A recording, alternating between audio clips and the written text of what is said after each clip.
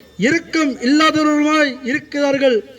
இப்படிப்பட்டவர்கள் செய்கிறவர்கள் மரணத்திற்கு பாத்திரர்கள் என்று தேவன் தீர்மானித்த நீதியான தீர்ப்பை அவர்கள் அறிந்திருந்தும் அவைகளை தங்களை செய்கிறதும் அல்லாமல் அவைகளை செய்கிற மற்றவரிடத்திலும் பிரியப்படுகிற விரும்புகிறார்கள்.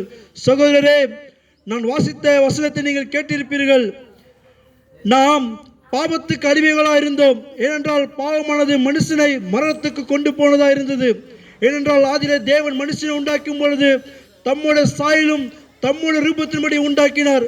நீனும் நானும் தேவனுடைய சாயல் உண்டாக்கப்பட்டோம். ஆனால் மிருகங்களோ இந்த வானங்களோ தேவன் படைத்தார். அவைகள் தேவ சாயல் அல்ல. மனுஷருக்கு நீனும் நானும் தேவ சாயலா இருந்தோம். இப்படி தேவன் முதலாவது வெளிச்சத்தையும் சூரியனையும் சந்திரங்களையும் நட்சத்திரங்களை படைத்த பின்பு 6வது நாட்களிலே மனுஷனை உண்டாக்கினார். மண்ணிலே தேவன் மனுஷனை உண்டாக்கினார். தேவன் மனுஷனை ஏதேன் தோட்டத்தில் அழைத்து கொண்டு வந்து அவனுக்கு சகலத்தை ஆளும்படி தேவன் அவனுக்கு அதிகாரத்தை கொடுத்தார்.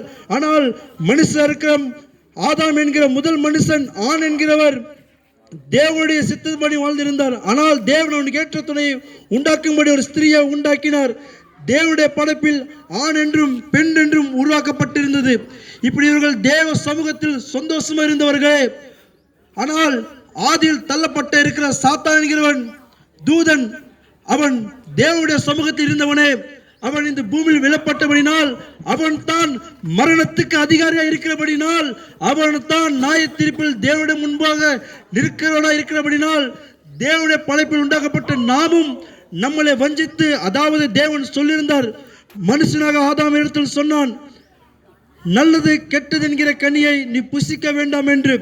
தேவன் ஏதேன் தோட்டம் என்ற தோட்டத்தை உண்டாக்கினார். அந்த தோட்டத்திலே தேவன் சகலவித விருட்சங்களை வைத்திருந்தார். ஆனால் தேவன் சொன்னது, ஆதாம் என்கிற மனுஷனே, நீ நன்மை தீமை அறிகிற கனியை புசிக்கும் நாளிலே சாவாய் என்று. எப்பொழுது மனுஷன் சாத்தானுடைய வார்த்தை கேட்டு, அதாவது வஞ்சகன், நம்முடைய சத்ரு, நாம் நரகத்துக்கு போக அவன் சந்தோஷப்படுகிற அந்த சத்ருவானவன் முதல் மனுஷனாக ஆதாமை வஞ்சித்தபடினால் அவன் தேவனுடைய வார்த்தை மீறுதலாக இருந்தான். அப்பொழுதுதான் மனுஷனுக்கு மரணம் உண்டாயிற்று. ஏனென்றால் தேவனுடைய படைப்பில் மரணம் ஒன்று இல்லவே இல்லை. எப்பொழுது மனுஷனுக்குள்ள இந்த நன்மை தீமை என்கிற கனி வந்ததோ அப்பொழுது பொறாமையிலும் வஞ்சகத்திலும் கொலைகளிலும் விபச்சாரத்திலும் இப்படிப்பட்ட காரியங்கள் நாம் சிக்கிக் கொண்டவர்களாக இருந்தோம். நாம் சிக்கிக் கொண்டிருக்கும் பொழுது இயேசு கிறிஸ்துவானவர் அழகாக ஒரு உவமை சொல்லுகிறார். ஒரு மனுஷனுக்கு 100 ஆடுகள் இருந்தன. ஆனால் அந்த மனுஷனுக்கு ஒரே ஒரு ஆடு காணாமல் போனால் அவன் 99 ஆடுகள் குறித்து பரிதபிக்காமல் அந்த ஒரு ஆடுக்காக கவலைப்பட்டார் என்று. சகோதரரே, நாம் ஆராதிக்கிற இந்த இயேசு கிறிஸ்துவானவர், நாங்கள் பிரசங்கிக்கிற இந்த இயேசு கிறிஸ்துவானவர் சர்வத்துக்கும் மேலானவர், வானங்களும் வானாதிகளும் கொல்லாதவர், சர்வ சிருஷ்டியும் படைத்தவர். அவரால் தான் நீனும் நானும் உண்டாக்கப்பட்டோம். இப்படி நாம் தேவசாயில் உண்டாக்கப்பட்டிருக்கும் பொழுது எப்பொழுது சாத்தான் நம்மை வஞ்சித்தானோ, எப்பொழுது தேவனுடைய வார்த்தை மீறி நாம் அந்த பழத்தை புசித்தோமோ நமக்குள் பாவம் வந்து விட்டது. ஏனென்றால் தேவனுடைய வார்த்தை மீறுகிறதே பாவம் தான். எப்பொழுது மனுஷன் தேவனுடைய வார்த்தை மீறினானோ அந்த பாவம் அவனை சூழ்ந்து கொண்டிருந்தது. ஆதாம் முதல் இந்நாள் மனுஷன் வரைக்கும் மரித்துக் கொண்டிருக்கிறார்கள். ஆனால் நாங்கள் அறிவிக்கிற இயேசு கிறிஸ்துவானவர் மரித்தார். ஆனால் எல்லா மனுஷனுக்காகத்தான் அவர் மரித்தார். ஆனால் அந்த இயேசு கிறிஸ்துவானவர் 3ஆம் நாளில் உயிர்த்தெழுந்தார். உயிர்த்தெழுந்த இயேசு உங்களுக்கு பிரசங்கிக்கிறோம். சகோதரர்களை, ஏன் இந்த இயேசுவை நாங்கள் உங்களுக்கு பிரசங்கிக்கிறோம் என்றால், உங்கள் பாவத்தையும் உங்கள் சாபத்தையும் மரணத்தில் சிக்கிக் கொண்டிருக்கிறதை உங்களை விடுவிக்க அந்த ஒருவர் கர்த்தராக இருக்கிற இயேசு கிறிஸ்துவானவர். சகோதரரே, கேளுங்கள், இயேசு கிறிஸ்துவானவர் உங்களை ரட்சிக்க இந்த பூமிக்கு வந்தார். இயேசு கிறிஸ்துவானவரை உன்னையும் என்னையும் மீட்க இந்த பூமிக்கு வந்தார். எப்படி என்றால், வேதம் சொல்லுகிறது, ரத்த சிந்துதல் இல்லாமல் பாவ மன்னிப்பு உண்டாகாது. ஒரு மனுஷன், அதாவது ரத்தம் சிந்தப்படுதல் வேண்டா இருக்கும். ஆனால் எந்த மிருகம் ரத்தமும், எந்த ஒரு சாதாரண பாவம் செய்கிற மனுஷன் ரத்தமும் நிவர்த்தி செய்யாது. ஆனால் பரிசுத்தராக இருக்கிற இயேசு கிறிஸ்துவானவர், தேவனுடைய குமாரனா இருக்கிற, இந்த சர்வத்தை படைத்த தேவனுடைய குமாரனா இருக்கிற இயேசு கிறிஸ்துவானவர் இந்த பூமிக்கு வந்தார். அவருடைய ரத்தத்தினால் தான் நமக்கு பாவ மன்னிப்பு இருக்கிறது. அவருடைய இரத்தத்தினால் தான் நம் பாவங்கள் கழுவப்படும்.